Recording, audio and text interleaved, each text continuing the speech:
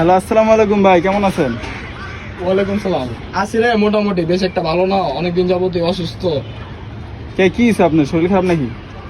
শরীরটা হ্যাঁ রে, অনেক খারাপ। ওই যে কিডনির দিকটা এক সাইড অনেক ব্যথা করতেছে কিছুদিন যাবতীয়।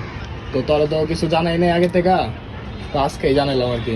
তা আপনি আমার আগে জানাবেন না? আপনি অসুস্থ, কিছু টাকা পয়সা লাগলে দিতাম। এই কারণে